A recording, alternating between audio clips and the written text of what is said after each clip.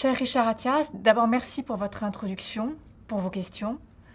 Je voulais vous dire à quel point je suis heureuse de participer à cette nouvelle édition de la Future Investment Initiative.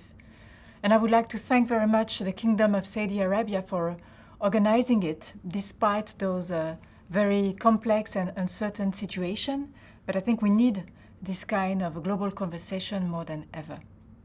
Le monde de la culture a été le monde peut-être touché le plus tôt par cette crise, le plus fort et probablement pour le plus longtemps. La culture joue un rôle structurant pour la cohésion et pour l'épanouissement des sociétés. Et nous avons besoin de la culture pour traverser la crise, mais nous en aurons aussi besoin pour la relance économique, parce que l'économie créative, c'est au moins 3% du PIB mondial, c'est plus de 30 millions d'emplois qui sont bien souvent occupés par des jeunes. Nous avons organisé, par exemple, une série de débats avec la société civile, avec les institutions, les débats que nous avons appelés Resili Art, pour la résilience des arts et par les arts. Et il y a eu plus de 220 débats qui ont été organisés dans plus de 75 pays pour faire entendre la voix des artistes et pour penser ensemble les façons de relancer la culture et même parfois de la repenser. Nous avons vécu, et bien des égards nous vivons encore, une crise éducative mondiale majeure. À l'occasion, il y a quelques jours, de la Journée mondiale de l'éducation, l'UNESCO a publié ses derniers chiffres et il nous montre qu'il y a encore 800 millions d'élèves, de jeunes qui sont confrontés à des perturbations de cursus avec des fermetures complètes ou partielles d'écoles. Et nous avons surtout vu que ces fermetures leur ont fait perdre les 2/3 d'une année académique en moyenne, avec 470 millions d'étudiants qui ont été privés d'éducation à distance faute de connectivité, et c'est 30% de la population scolaire mondiale.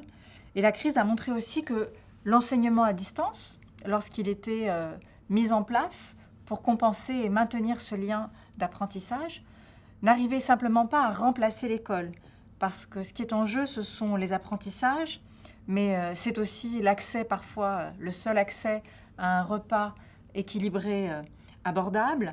C'est la santé physique des enfants, c'est leur santé mentale, c'est leur protection, notamment je pense aux jeunes filles. Nous avons mis en place une coalition mondiale pour l'éducation avec plus de 160 acteurs pour assurer la continuité des apprentissages et la réouverture des écoles dans plus de 70 pays. Nous avons travaillé avec le reste du système des Nations Unies, notamment l'OMS, pour publier des guides pratiques pour la réouverture des écoles. Nous avons aussi appelé à ce que les enseignants fassent partie des groupes prioritaires dans les vaccinations. Que l'éducation est un bien public mondial. Elle doit être considérée non pas comme un coût, mais comme un investissement indispensable. Il nous faut donc investir plus, il nous faut donc investir maintenant, et il nous faut donc aussi investir mieux. Nous avons organisé en octobre dernier une grande réunion mondiale sur l'éducation avec plus de 70 chefs d'État, de gouvernement, de ministres qui se sont réengagés, notamment à consacrer 15 à 20% de leurs dépenses publiques au moins au budget de l'éducation, mais aussi pour les pays donateurs à accroître l'aide internationale pour l'éducation. C'est fondamental. Il nous faut donc repenser l'éducation de demain, et c'est pourquoi nous avons renforcé cette réflexion mondiale engagée en 2019 par l'UNESCO sur les futurs de l'éducation.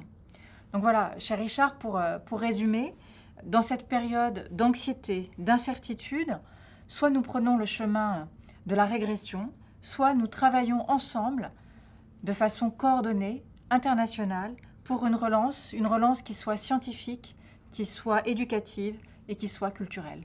Je vous remercie.